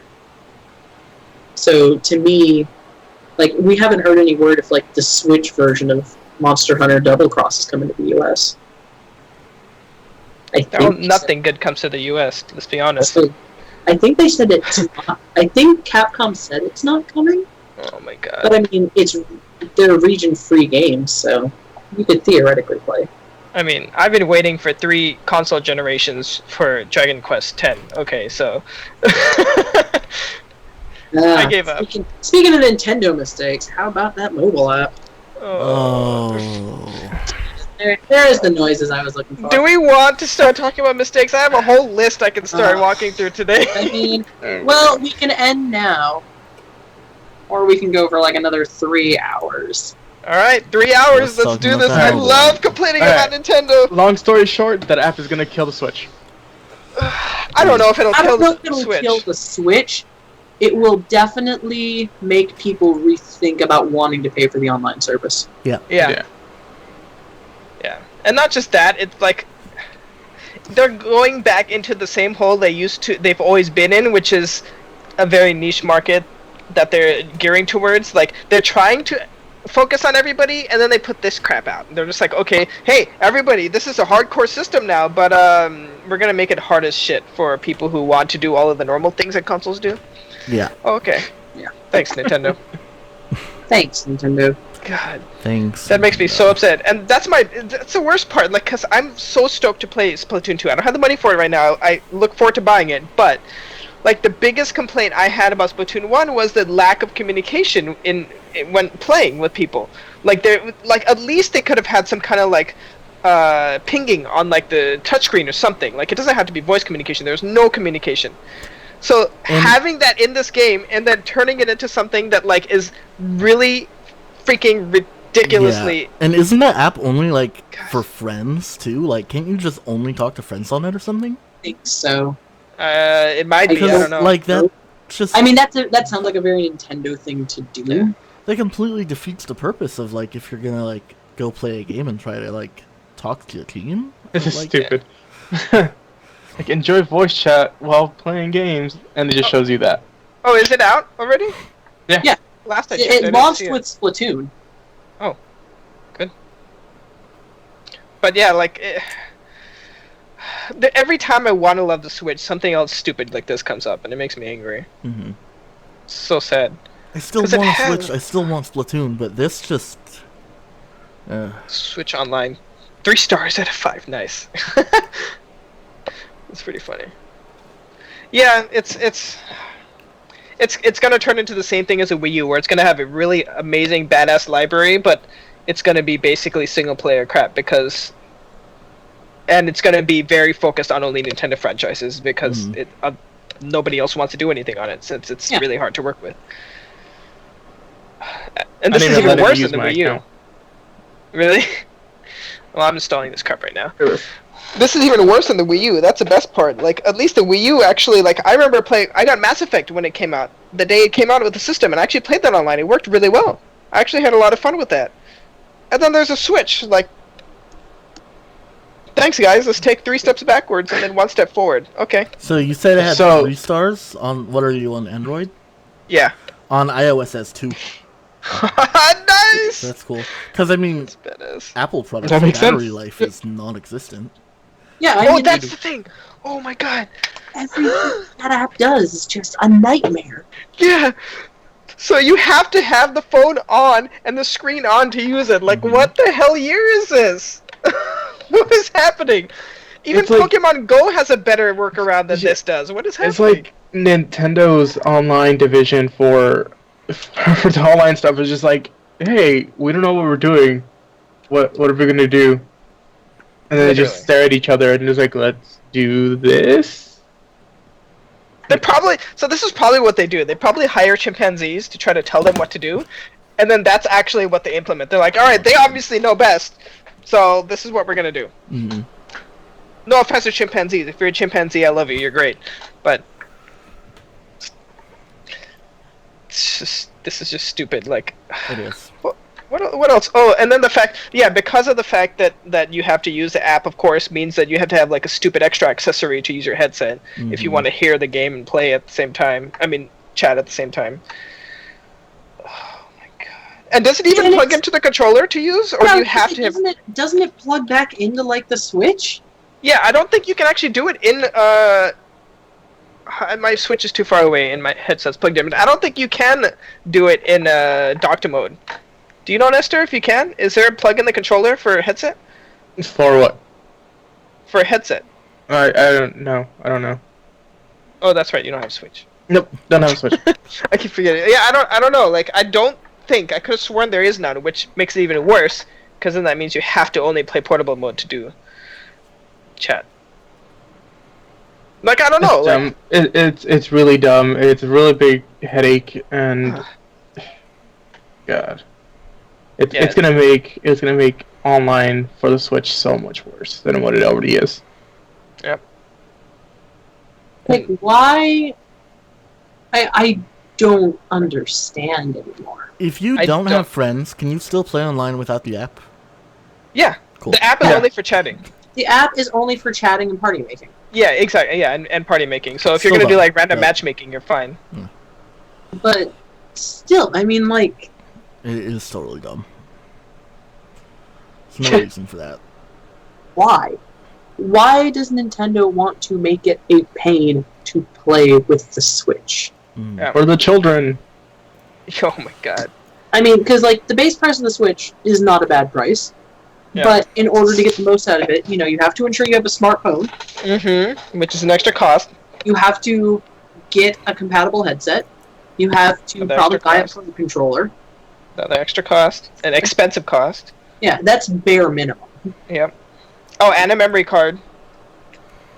You'll need that's how that. 'cause- Nintendo's gonna make their money on the Switch, and I mean, they're gonna make something.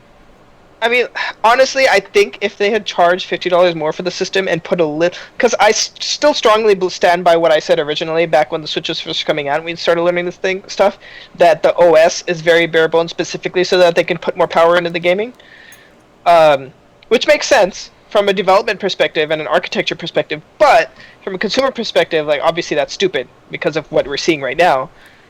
So if they had, like, just, put in just a little bit better so that they had a dedicated features for the OS and then charge $25 or $50 more.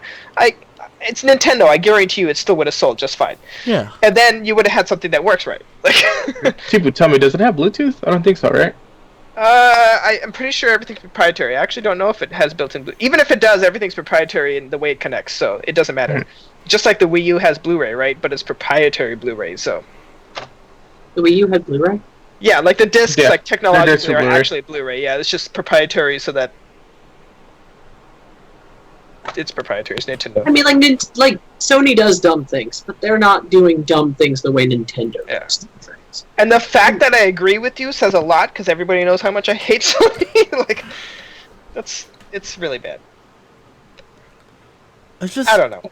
if they wanted to, protect children or whatever, if they're making it so that you have to, like, only voice chat with friends, still could have been done on the console. Yeah. There's, And it's not even that complicated either. They have their parental control app is actually really good. It's amazing. Like all you need is parental control option, and then you're done. Okay, my child can't voice chat with anybody but certain people or whatever, or just no voice chatting at all. Okay, cool. Why do you have to make the whole entire community suffer for something you already have implemented in another way? Like, this is stupid. They're just so anti-communication. Like, look at Pokemon, for example. I'm still pissed about that. Black and White had voice chatting in when you're online multiplayer. They never did it again in the series. X, Y, Omega, Ruby, Sapphire, Sun and Moon. They took out that. I'm like, I think we did that once, chatting. right, Tipu? Yeah. We did the video chatting once. Yeah, and like that's the other thing. You could video chat on the DSi. I was like, that was cool. Like me and Doug did that all the time, and like, nope. They took out those features because hey, it's not kid friendly. Like, dude, it's only with friends. Like, okay, or turn on parental controls. Camera's disabled for your kid. Okay, like, what the heck? yeah. This is so dumb. Like, there are ways around this. Easily. You know, I mean, if it was just that, oh, well, we didn't include, you know, stuff to handle voice communication in the Switch in the first place, like, why? Yeah, exactly. What are you thinking? There's no excuse. Like, if an iPad can do it, if the most bare bones of awful Android tablets Mhm. have the capabilities to do, you know, at least video chatting, because they all come with webcams, there's zero reason they couldn't find a way to implement it on the Switch itself. Yeah. You know Right. why? Because they're gonna save it for the Switch U. Oh my god. And you know, putting that into perspective, even their last console did it. Like, how does that make sense that the new one doesn't? Okay, Yeah. guys. Like the Wii U, I voice chatted on that all the time. It was like, what is wrong with you guys? That's why, like, I love the portable aspect of the Switch, but in every other way, I still like the Wii U better as a console. It's one of my favorite Nintendo consoles, hands down. Like, design-wise, the way it worked, the games that were on it, the virtual console library was freaking amazing, and this, literally, like, everything is wrong with it. There's, library is trash, too many ports, too many multi-platforms from their older system, like, the chat functions, the no online capabilities, really, within, like, the first year of launch. No virtual console. Yeah, no virtual console. Did they like, even announce a virtual console? No. Because I had words to say about the there's... the no. Super NES mini. Oh no, that's what I was gonna mention next. Actually, yeah, there's no virtual console officially announced for it yet. Nope. Oh, great.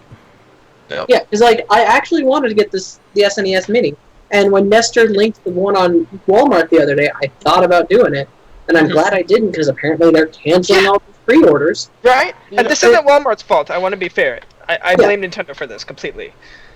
But Yeah, I'd also blame Walmart as well. Yeah, that's true to an extent. They chose to break the date. Broke the date. but it brings up this idea of like, why does Nintendo want to make it hard for me to give them money? Yeah.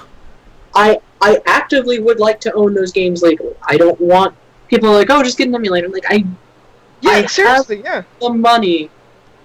I can afford to do it. I would like to do it legally. Mhm. I understand. I could download an emulator right now, and in the next 10 minutes have all of the games. I would like to not be a pirate if I can avoid it. Mm-hmm. And they're actively making it difficult. Yeah. I would love to see them, you know, in some capacity on mobile or PC. I understand that's not the ideal Nintendo TM experience, Right. but I would happily pay $5-10 a piece for some of those games to own them legally on something. Mm-hmm. Like if they said, here's Kirby Superstar Ultra on our official NES app on your phone. $10. I'd be like, yeah, I love Kirby.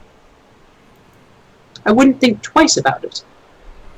I mean, in all fairness, the Wii U had a really good virtual console. That's your fault. Yeah, but I don't want to... But it also is a little weird for me to buy a console mostly to play old games. Is it really, though? I mean, it's no different from buying an SNES Classic. That was $80. That was $80. That's true. Price-wise, it is, but that's also a limited number of games, whereas this you can get pretty much, like, 1,000 or plus, like, games from a classic library at your choice. Or they could put it on my phone, which lives in my purse. That's true too. Well, there's a 3DS that has a good virtual console selection too. I actually do own some of the 3DS ones. Like, I definitely have Earthbound on my 3DS. But that's only the new 3DS. Oh, for SNES. I mean, I was talking about actual, like, in that family, like Game Boy, Game Boy Color, and stuff. But it's like, so I read somewhere, someone said the only reason these are so limited is because their original hardware Nintendo's just cleaning out of their of storage. Yeah, I heard that And I'm too. like, I find it hard to believe. Yeah, it's like, I don't believe that would be the case. Yeah, that would be really odd. This seems too convenient Yeah. for it to just be a bunch of old hardware. Yeah, especially if they're repurposing it so much, like, that just seems silly. I mean, it is Nintendo. It is Nintendo. Let's be real. Like, if they said it was original controllers, I'd be like, okay, yeah, maybe that's the case. Yeah. But like the Mini itself, I refuse to believe is old hardware. That's an emulator running in a box. That's a Raspberry Pi. Yeah, I was gonna say basically a Raspberry Pi. Yeah. You know, so I mean, they all if it's already an emulator running on a Raspberry Pi, they already have the means to do it. Yeah. They are actively choosing not to, and making it difficult for me to give them money. It's like when the Amiibos shot through the roof. It's like, oh my god, I just want to make them limited. I don't want to resort to a third party to legally own this. Yeah. And that's the thing. I don't get why they're making it limited. I actually, to be honest, I don't like. There's no explanation I can accept from them for them making it limited for something that they know everybody wants. Not limited to like the degree that it is. I understand limited. I would understand limited entirely if it was a reasonable limitation. Yeah. I've had easier times getting like some of my action figures. Those are limited. I could accept that for the NES Classic. I can't accept that for this because this has technically a brand new game on it. Yeah. So, like, I've been literally waiting my whole life to be able to play Star Fox 2. And I refuse to play the emulator version because I know it's not completely polished, it's not completed technically, and I don't want to touch that. And, like, now they're doing this, and then they're making it impossible for all of us Star Fox fans that have been waiting forever for this to get it. Yeah. It's frustrating. Like, it makes me so, like, angry at this company that, like, I want to love, but I can't. I literally can't. Like, why does Nintendo want to make it hard on their fans? Yeah. It's really frustrating. I hate this. Or the kids. God. And I don't know if you can confirm or deny this, because this may be inside stuff, Nestor, but I'm going to ask anyways. Is it true that you're actually not supposed to be selling it until release date, which means you're not doing pre-orders on it? Ever? I haven't heard things about that yet. They haven't actually let us know.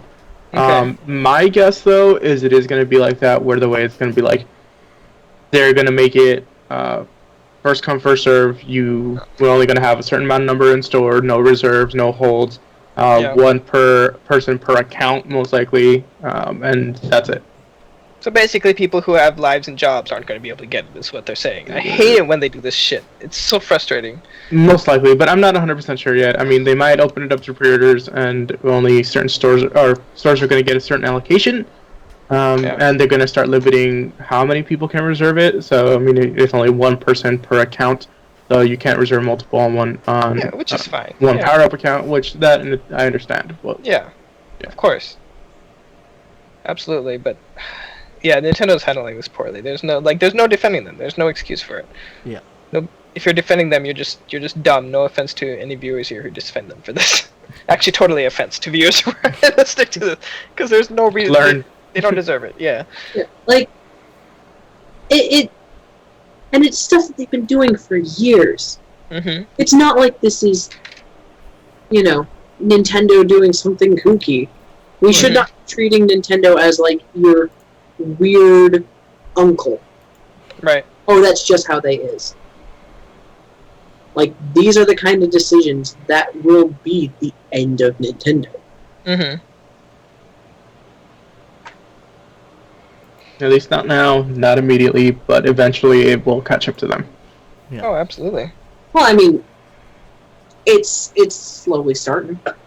It is.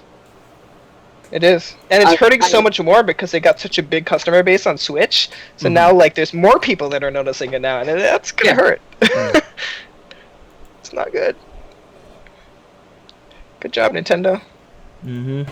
I don't want to trash Nintendo, but they make it so easy. Yeah. Mm-hmm. They do. They do. Yeah. Like, if this was 10 years ago, I'd feel bad about it. Yep. But it is 10 years later.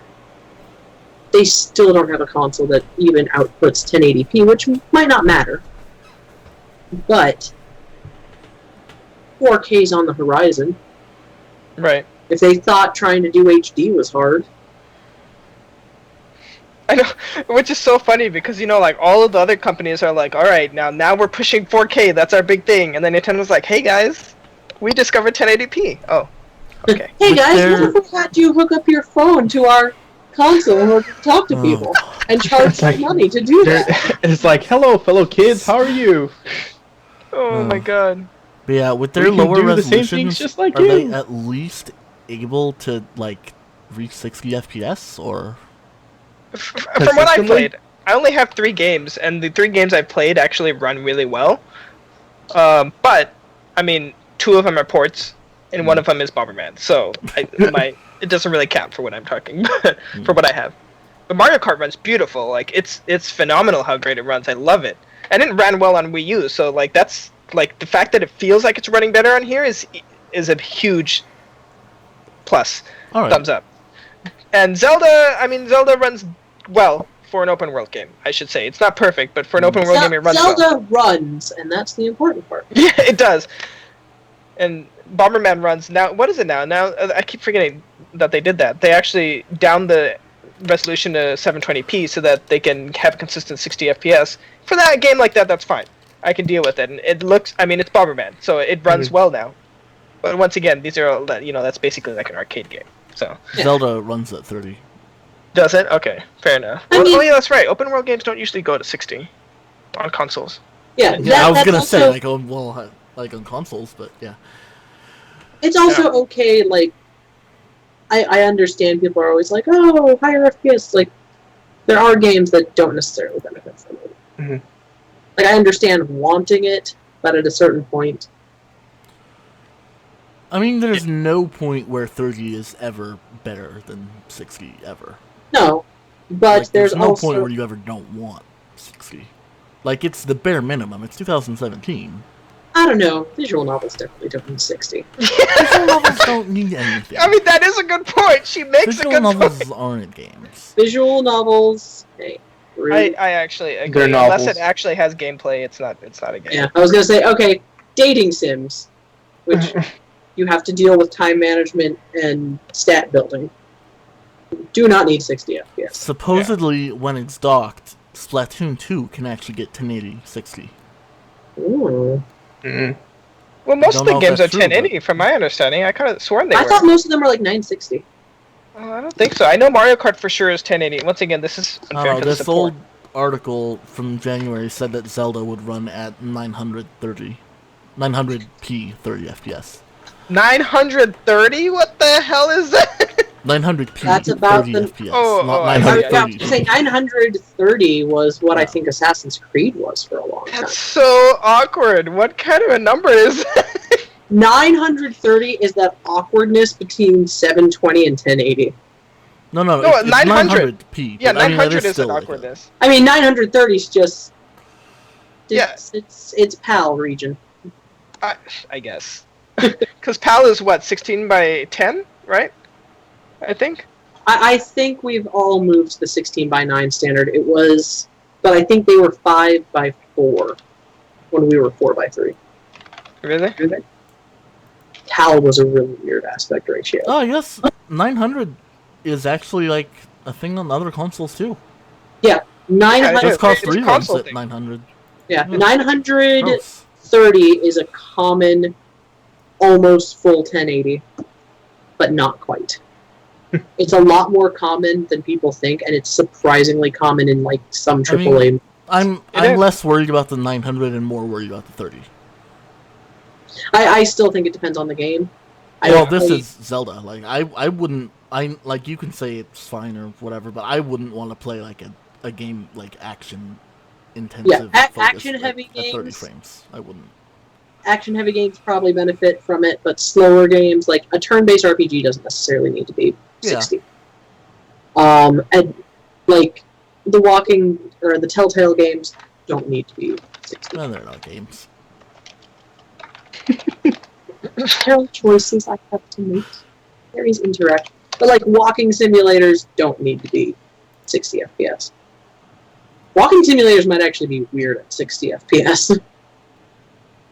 Why? I would want it to be higher FPS because I want it to be more realistic. That would that would make the most sense. Well, I mean, but then you might as well just get the VR headset. Hell yeah, get me a VR headset. I'm down. I'm surprised there's not more walking simulators in VR. That seems like a genre that would thrive there. Like, you move yourself into a room, you have to physically look around. Yeah. Like, Gone Home in VR, probably very good. But I understand VR development's weird and expensive. Yeah. And it's a whole new world to deal with. So. Yeah. But yeah, VR walking simulator, I think, would be solid. Yeah. Other things to talk about. What else do we have to talk about? I think that's pretty much all that's been going on. Yeah, I mean, we've been talking for almost 2 hours, so I think. No, really? Yeah, it's almost 9:30. Nice. Nice.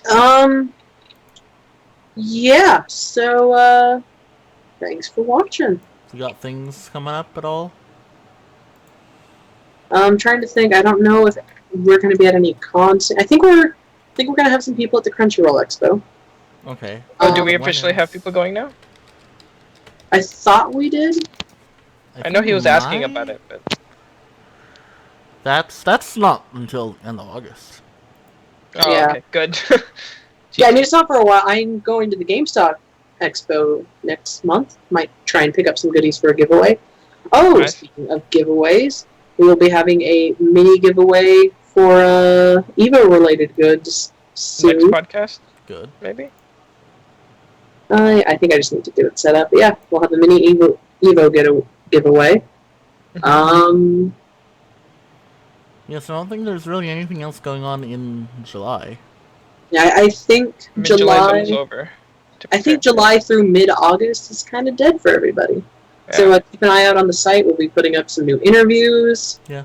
I'm really, really trying to actually watch some anime this season so I can, like, actually write some stuff, but the first one I did really just kind of, like, I don't know. Like, there's some Nothing stuff that interesting. sounds interesting, but then when I actually get into it, I'm like, no, I don't think I'm gonna watch this. I mean, what you should have watched is you should have just watched My Hero Academia. It's very charming. Oh, I still need to watch that. only I actually have put it room on my for list one finally. Academia in my life. So No, it's very. Everyone is very good. It's a very good show. It's very cute. It's very charming. yeah. All of them are precious boys and girls that I want to protect. I'm interested in this one, the restaurant, whatever, like. The Restaurant from Another World. Yeah. I that heard one- it's that one seems actually interesting. good. Oh, good. Okay. Because it's an interesting premise. I'm like, I'll probably give that one a shot. Do it. I've heard that I s- Gamers is actually not as cringy as it sounds. I heard Gamers is actually also really good. There's the Centaur Show, which is apparently okay. That looks so dumb, but also, like, why not? Oh gosh. I mean, we're in a Monster Girl Renaissance right now. Let me have this. There's Princess Principal, which actually sounds interesting. There's like, it's like a high school or something where the girls are being trained to be like spies, like James Bond level spies with like disguises and car chases and stuff. I'm like, okay, that sounds interesting. Why not? Seems legit. I actually did see the first 3 episodes of The Ancient Magus's Bride in theaters yesterday. I really want that to start airing. I want to watch It that. doesn't air until October. In the meantime, Crunchyroll has, I think, 2 of the 3 prequel OVAs, and I think they are worth watching because they kind of explain like how Chisei got to where she is.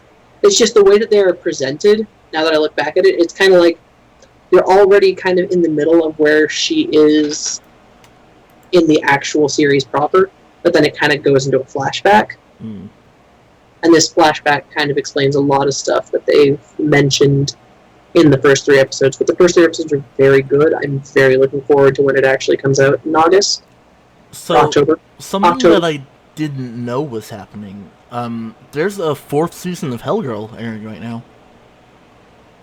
Hellgirl stopped being good at like season 2 though. I've only seen a little bit of season 1. But Season it's been 1 was so long since season 3 I thought aired. season 1 was really good until like about halfway through, and it started actually having like a coherent, consistent story. And then it got kind of weird. I actually never knew that it got to a point where it had a story until I was gonna watch season 4, and people were like, "Oh, I'm really confused." I'm like, "Wait, what is there to be confused about? Oh, there's a story? What?" No, it's not just like killings of the week. Halfway through that was season all I ever 1, saw of the show. starts developing a story, and it's really weird.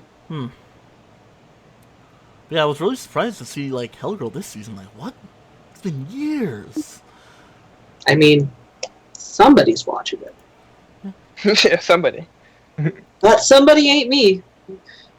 I'm more ready for next season when they're doing a new or another King's Journey adaptation, so that might be good. Otherwise, yeah, anime. The anime's alright. Yeah, I don't think we have much going on. So Yeah, I think we're in a nice August is going to be pretty slow. Yeah, we're in that dry spell before things start popping I up. mean, it's going to give us a nice time to catch up on all of like the interview backlogs we have. Yeah, that's true. We've got some micro reviews we're going to try and push out. So, yeah. Yeah. Cool. As always, catch us at a-2-jconnections.com, on Facebook at a2jconnections, on Twitter as a2j_info. We've really got to straighten our names out. You'll find us if you really want to. Where do you think we are? I promise you'll find us. Yep. Thanks for watching this garbage. Yep, we're all trash. Thank you for accepting our trash. Yeah. Nintendo sucks. Nintendo True. sucks. True story. Nintendo has made poor business decisions in recent years. In like the last decade. I think we're done. Bye. Goodbye! Bye.